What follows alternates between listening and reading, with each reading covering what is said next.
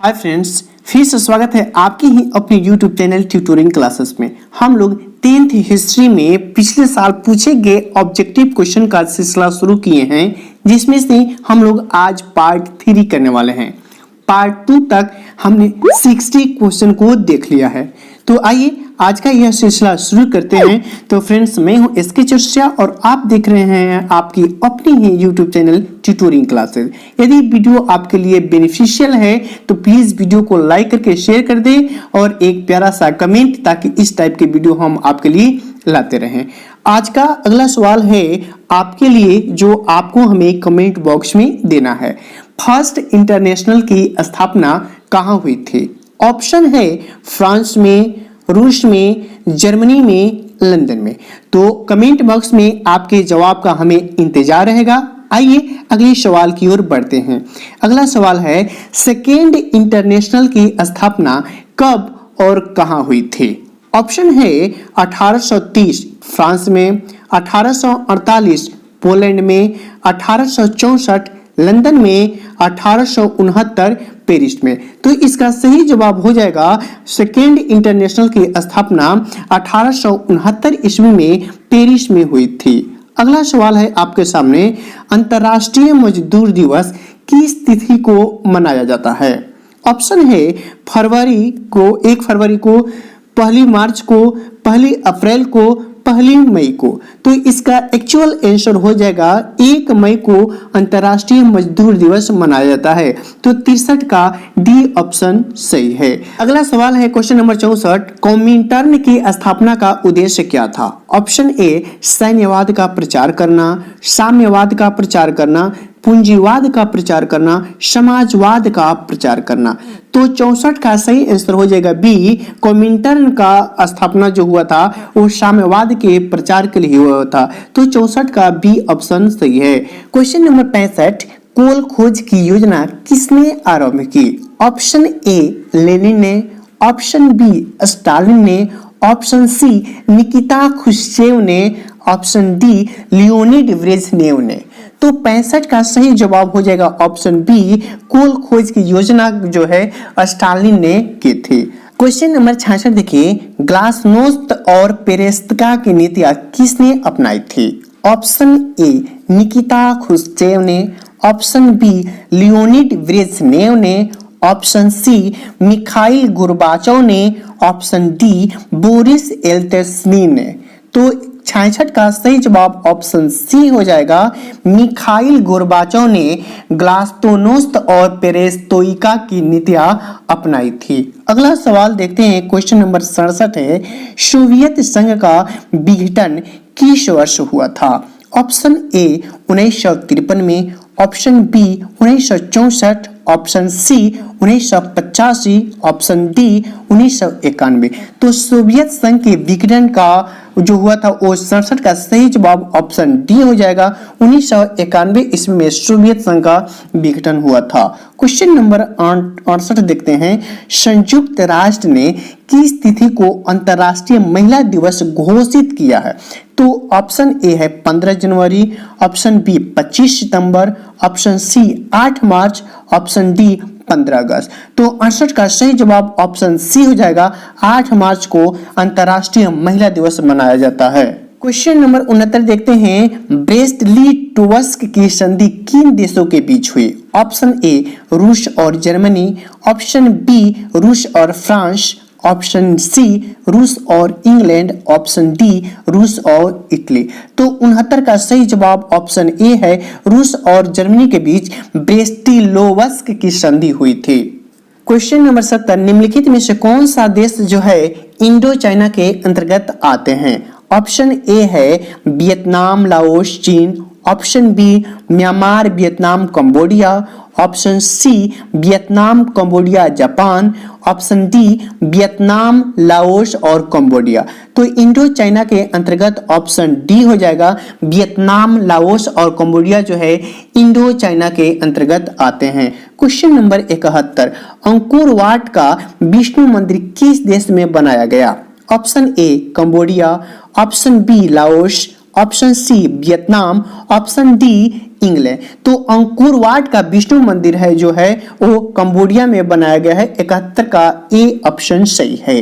Question number 72, Vietnam में colon किन्हें कहा जाता था? ऑप्शन ए विद्यार्थियों को, सैनिकों को, फ्रांसीसी नागरिकों को, चीनी नागरिकों को। 72 का सही जवाब ऑप्शन सी हो जाएगा, फ्रांसीसी नागरिकों को कोलोन कहा जाता था। क्वेश्चन नंबर 73 जो है, हुआ आंदोलन किस प्रकृति का था? ऑप्शन ए क्रांतिकारी आंदोलन, उपनिवेश विरोध आंदोलन, साम्राज्य समर्थक आंदोलन, धार्मिक आंदोलन। तो हुआ आंदोलन जो था उपनिवेश विरोधी आंदोलन के अंतर्गत आता है। अगला सवाल है क्वेश्चन नंबर 74, वियतनामी कम्युनिटी पार्टी के संस्थापक कौन थे? ऑप्शन ए हो ची मिन्ह, न्योगेन ग्याप, राजा फुत्सले, ऑप्शन डी हुइन हो सो। तो 74 का सही जवाब ऑप्शन ए वियतनामी कम्युनिस्ट पार्टी के संस्थापक हो चिन मिन थे। 74 का ऑप्शन ए सही है। Question number 75, the mystery of the loss of Vietnam एक पुस्तक है, इसके लेखक कौन है? John when, John Ford Coppola, फान बोई चाउ, फान चू चिन। तो 75 का सही जवाब ऑप्शन सी फान बोई चाउ जो हैं the mystery of the loss of Vietnam के लेखक हैं। क्वेश्चन नंबर 76, हो ची मिन का शाब्दिक अर्थ क्या है? ऑप्शन ए पथ प्रदर्शक, मसीहा, क्रांतिकारी, इनमें से कोई नहीं। तो हो ची मिन का शाब्दिक अर्थ पथ प्रदर्शक है। 76 का ए ऑप्शन सही है। क्वेश्चन नंबर 77, वियतनाम लोकतांत्रिक गणराज्य की स्थापना किस वर्ष हुई?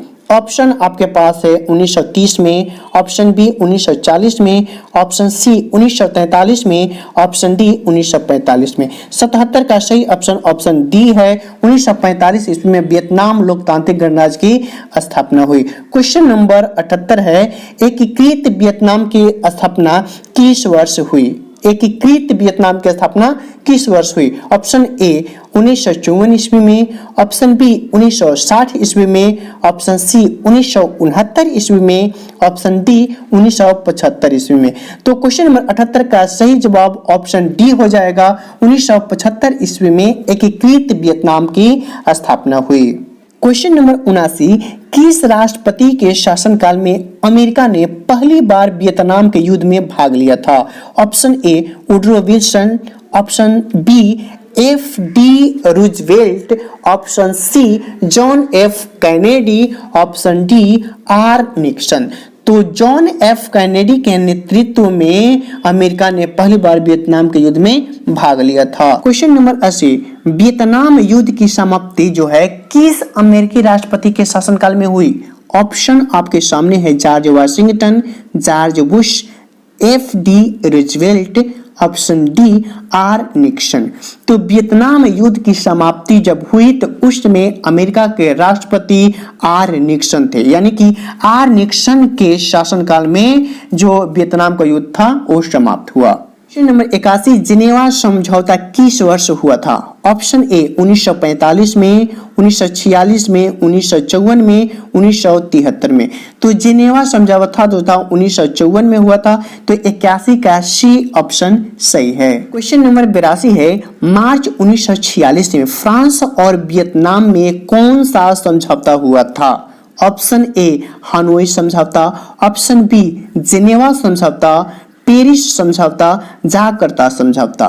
तो मार्च 1946 में फ्रांस और वियतनाम के बीच जो था वो हानोई समझौता हुआ था। 82 का ए ऑप्शन सही है। क्वेश्चन नंबर 83, कंपुचिया का पुराना नाम क्या है? Option A Vietnam, Laos, Cambodia, Indonesia. तो कंपुचिया का पुराना नाम 83 का सही ऑप्शन सी हो जाएगा, कंबोडिया है। क्वेश्चन नंबर 84 देखते हैं, लाल खमेर सेना का गठन किसने किया था? ऑप्शन ए कैप्टन कांगली ने, ऑप्शन बी सिहानुक ने, ऑप्शन सी पोल पोट ने, ऑप्शन डी हैंग सामरिन ने। तो लाल खमेर सेना का गठन जो था ये हमारे सिहानुक ने किया था। 84 का बी ऑप्शन सही है। क्वेश्चन नंबर 85, नियो लाओ हट जेट किसकी राजनीतिक पार्टी थी? ऑप्शन ए वियत मिन्ह की, ऑप्शन बी वियत कांग की, ऑप्शन सी पाइट लाओ की, option D general Lon Nol की। तो 85 का सही जवाब ऑप्शन सी हो जाएगा। पाएट लाओ की राजनीतिक पार्टी थी नियो लाओ हट जय। क्वेश्चन नंबर 86, लाओस में पाएट लाओ का गठन किसने किया था? Option A Bao Dai, option B श्वत्रफुमा, ऑप्शन सी सुपुत्राबोंग, ऑप्शन डी फुमीनोशवान। तो 86 का सही जवाब ऑप्शन सी हो जाएगा। सुपुत्राबोंग ने लाओस में पाएट लाओ का गठन किया था। क्वेश्चन नंबर 87, नोरोडोम सिहानुक के बाद कंबोडिया में सत्ता किसके हाथ में आई? Option A Heng Samrin, option B Pol Pot, option C Khieu Samphan, option D Phoumi Nosavan. तो क्वेश्चन नंबर 87 का सही जवाब ऑप्शन सी खियू शम्फान के हाथ में आई। क्वेश्चन नंबर 88 देखते हैं, भारतीय राष्ट्रवाद के उदय का सबसे प्रमुख कारण क्या था? ऑप्शन ए अंग्रेजी शासन के विरुद्ध असंतोष, ऑप्शन बी साहित्य एवं समाचार पत्रों का प्रकाशन, ऑप्शन सी भारत का राजनीतिक एकीकरण, ऑप्शन डी भारत का प्रशासनिक एकीकरण। तो क्वेश्चन नंबर 88 का सही जवाब ऑप्शन ए अंग्रेजी शासन के विरुद्ध असंतोष। क्वेश्चन नंबर 89, 1919 से 1947 तक का भारतीय स्वतंत्रता संघर्ष किस नाम से विख्यात है? ऑप्शन ए उदारवादी युग, गरमपंथी युग, गांधी युग, नेहरू युग। तो क्वेश्चन नंबर 89 का सही जवाब है गांधी युग। क्वेश्चन नंबर 90 है, आर्म्स एक्ट किसने लागू किया था? ऑप्शन ए डलहौजी ने, लिटन ने, कैनिन ने, रिपन ने। तो आर्म्स एक्ट लिटन ने लागू किया था। 90 का बी ऑप्शन सही है। तो यह सीरीज आपको कैसा लगा हमें जरूर बताइए। फिर मिलते हैं अगले एपिसोड में, तब तक के लिए धन्यवाद।